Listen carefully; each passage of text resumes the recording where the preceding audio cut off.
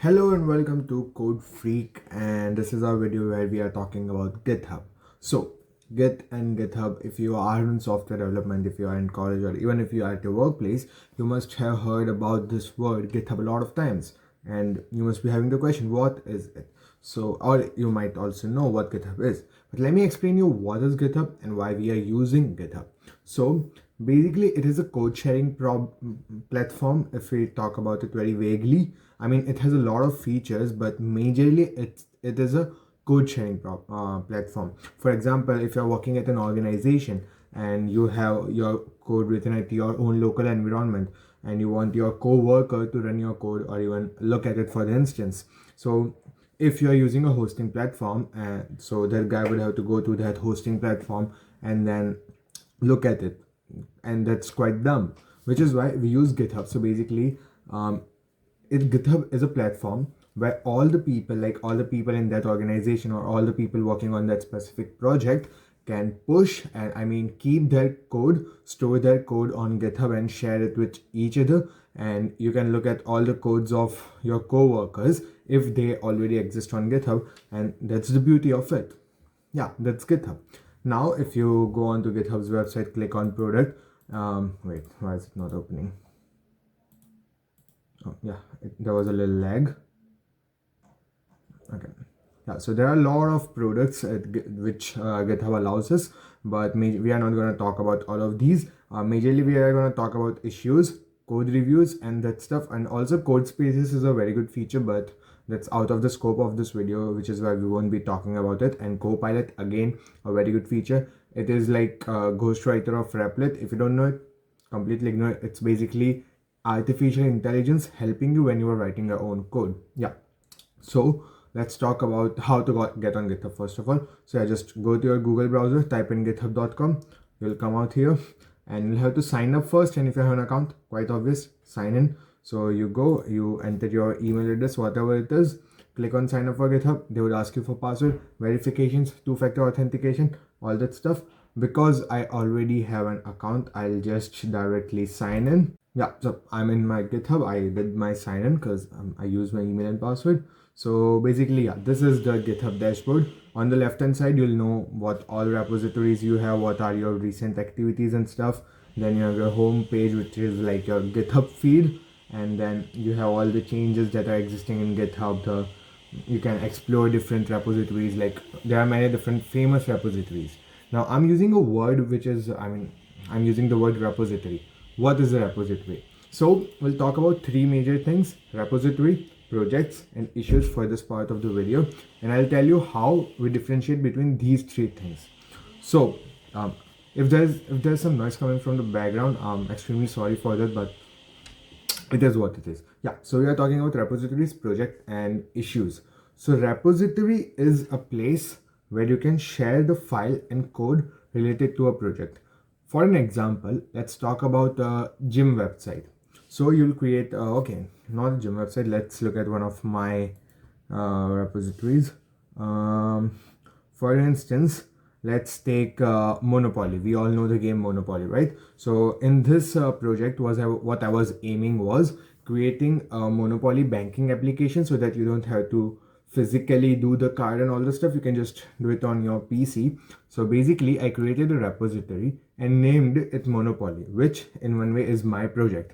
Now, if I go to Monopoly, and it's a private repository, so like whenever you're creating a repository, you can keep it private or public. So I'm in the repository. I can go to projects and I can create a new I can link a project or create a new project.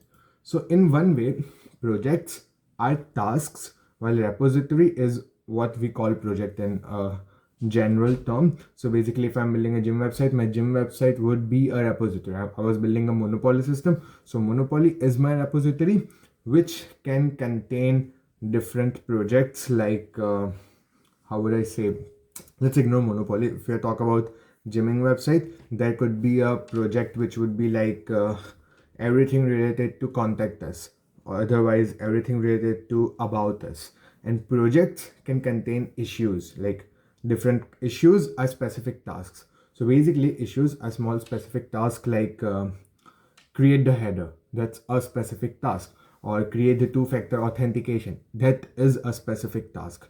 So issues are specific tasks which are a part of a project. So if you're creating a new project, it would contain different issues, and projects, they can be linked to a repository, or for instance they won't be linked to any kind of repository, and a repository can have many projects in it. So basically it's like if you're working on a whole new feature, you can name it as a project and attach it to a repository, which is your code sharing platform.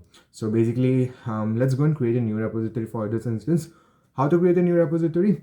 In the left pane you have your name, top repositories, and there's this green color button, new. Click on new. You are getting a create new repository. You have to give it a name, like I'll give it gym website. Gym website is available. I'll add the description which would help one understand in short words what a gym website is. I'll just write this as a gym website. You can set it to be public or private. So if it's public, anyone on the internet can see, quite obvious, but they cannot commit, like change the code. They can only view the code. When it is private, not everyone can see. It's up to you which emails or which accounts, which profiles you want to allow to look at the code and change them. Okay. Okay, what is redesign broccoli? GitHub is dumb. Okay, not dumb, it's weird. Okay, then you can initialize a readme file, and I personally prefer readme files because if your repository is public and someone new is coming to your repository, and if they get a readme file, it's very helpful. Like for example, I don't know if you guys have worked with Node.js or any HTML projects. So while creating HTML or anything web application or websites, we obviously specify port number because we are running it on our local environment. So if you have not hosted that project and you want them to clone the repository in their own local environment and run, so what you can do is in the readme file you can specify that go to this specific port and then run all that stuff. Basically all the instructions required before running the file, and an explanation of what the project does. Or suppose you have created an API, so you can explain that what are the endpoints and all that stuff. You can write all that stuff in readme file, and I think it's a very good file. And honestly, if I'm looking at the repository, the first thing I would find is a readme file because it gives me a lot more clarity about what the project is doing. So yeah, we're keeping a public project. I'll initialize a readme file.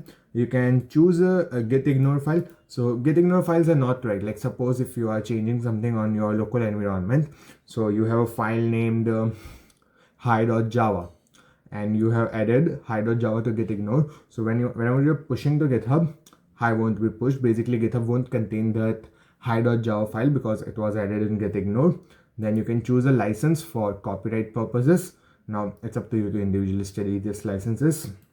So that's whole up to you. I won't choose a license right now. I don't need a gitignore file as of now. I'll create the repository and booyah, I have the repository. So I have the readme file, which obviously I can change.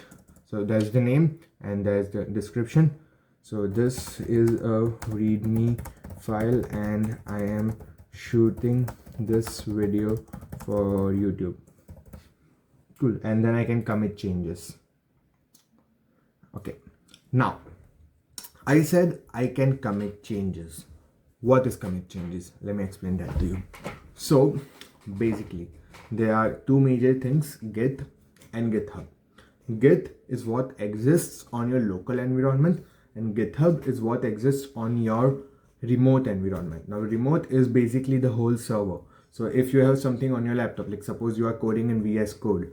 So VS Code is your local environment, your laptop storage, the SSD you are using is, or SSD or whatever storage you use, that's your local environment. While GitHub, this whole thing I'm accessing using browser github.com, that is your remote environment. So you have a copy on your local and you have a copy on your remote. So suppose you are writing your code in VS Code. So to send the code from VS Code to your local Git area, you do a commit. And to send data from your local Git area to your remote area, which is GitHub, you do push. And that's how it works. So basically VS Code to Git is commit and Git to GitHub is push. And that would also be called commit. So basically that's the gist of it. You commit first, then you push. and that's how it works. So right now it was written commit changes. Commit changes in one way just means do the changes, like it should be out there. And secondly, there was a thing called branch. Now let me explain you how and why branches exist.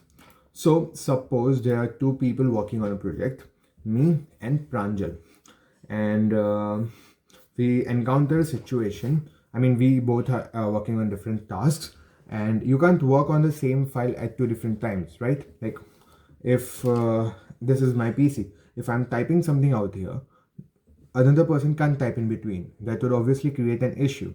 So basically, to not create this kind of issue in your own same project, what you can do is you can go to branch and then create a new branch.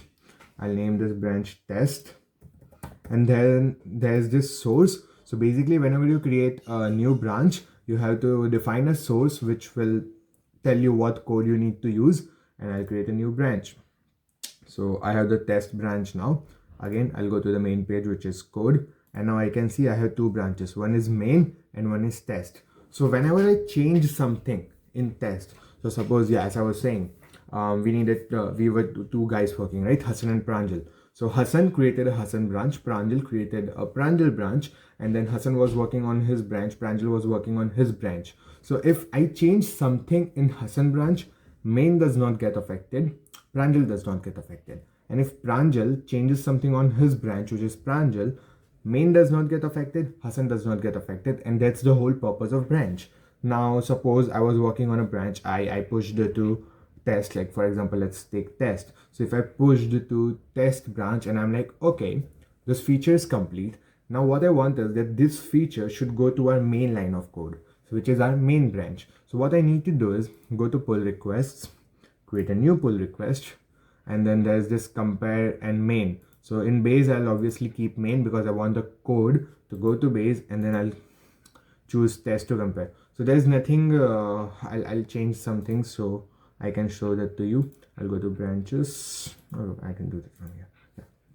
I'll go to test, and what I want to do is, okay, can I have a new file? Yeah, new file. Oh, caps lock stayed on. Slay. Okay. Commit changes. Perfect. So I have a new file in test. So let's go to code. So now you can see we are in test branch, and we have readme.md and new file. But if I go on to main branch, it does not have new file. So what I can do is I can go to pull requests, new pull request. I can compare from test, and I want to go to main, which is why my base is main and my compare is test. So yeah, it will show me what the differences are. So as it is showing me that there is one changed file with one addition, and I did not remove anything. So it shows me all the changes in green. That's the gist of it. And yeah, I can create a new pull request. Create pull request. I can write the whole description as to why I want this feature. So worked on a new feature, which is why I created a new file. And then I can add reviewers. Basically, I don't have any assignees in this organization because that's my own personal ID. But if I have different people, like I have a senior who's a QA tester, I can add the QA tester as a reviewer. Like suppose if Pranjal is the QA tester at my organization, I can add Pranjal as a reviewer. I can assign this task to me, and if I want to add any labels, or if it is linked to a project, I can do all of that. I can add photos which would show how it was working before and how it is working now, and I can just create a pull request. So what basically pull request does is it's asking your seniors or whoever is the stakeholder that I want to add this feature from my own personal branch to the main branch, and that is pull requests. And here you go, I have a pull request, and then the senior who was kept for reviewing can do the merge pull request. So if you click on merge pull request and confirm the merge, then you'll see pull request successfully merged and closed, and then you can delete the test branch because work was done. But personally, I don't prefer deleting something because you have the data, and I'll show you what the data is. And right now you can see I'm in the main branch, and I can see the new file which has been pulled from our test branch because I did a pull request. Now, I just told you history. What is history? It's basically version control. If you even search on ChatGPT as to why do we want to use GitHub, it would definitely tell you version control. So yeah, let's go and click on this 4 commits part, which is the history icon, and you can see it shows me all the history, all the commits, all the posts, the details are here. And I'll give you one more better example. Let me just open up one of my repositories, which is my Clash of Clans repository. Yeah, perfect. So I'll click on this history icon. Here you go. This is my first commit. Then there's this defined header and footer, then fetched clans data, implemented player.egs because I was using embedded JavaScript, then displayed data. So basically, I kept adding different features as I wanted to, and I kept committing it. And if I click on any specific commit, like for example, if I click on implemented player.egs, it clearly shows me the differences from the previous commit. Like example, players.egs, it was a completely new file, so it shows me it was a completely new file. So basically, you can always have your history out at GitHub in this commit section, which is a beauty. Sometimes it happens that you want to go to your previous code or something like that, which is why this part exists. Pure beauty. Now, this was all we were working on GitHub. Now suppose I'm using VS Code and I want to connect with this specific repository. How do I do? Wait, I'll have to open up a whole new folder, and for that I'll take React grind. Yeah, and do we have the Clash of Clans project here? Yeah, perfect.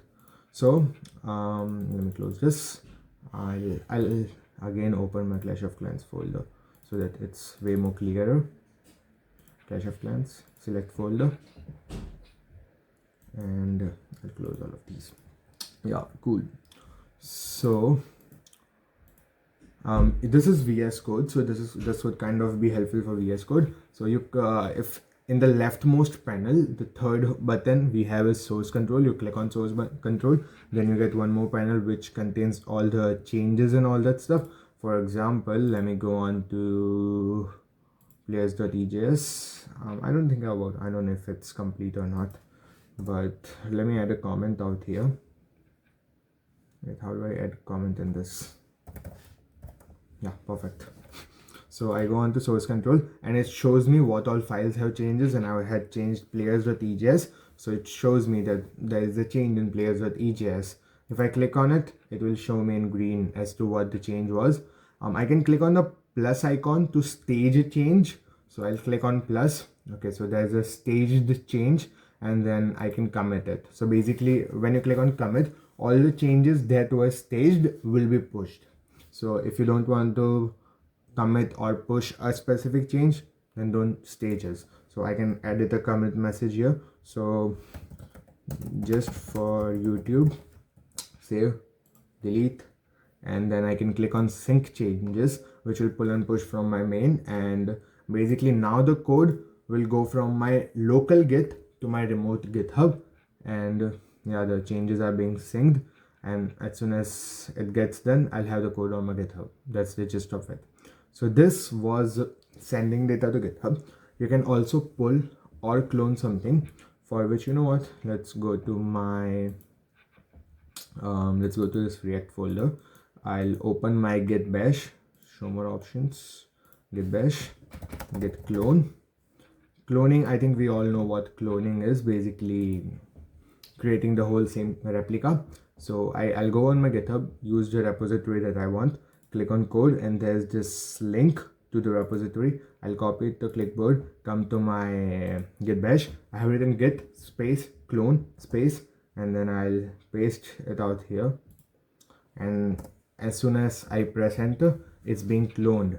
So right, I'll go to my open folder, then I want just react. Where's react? Oh shit, react, and here you go. I have my Clash of Clans folder, which has everything from GitHub, and you know what, it would even have it views players.egs, and it has the hey that I pushed. So basically, this is how you clone or pull And even pulling is simple. Just go to source control, these 3 buttons, pull, pull, as simple as that. And if any place they ask you for a link to your remote repository, just go to the repository name, click on code, click on this green colored code button, drop down arrow, and you have the link out here. Simple. And I think that's all we need for GitHub. Committing, pushing, pulling, pull request, issues. You can always create an issue.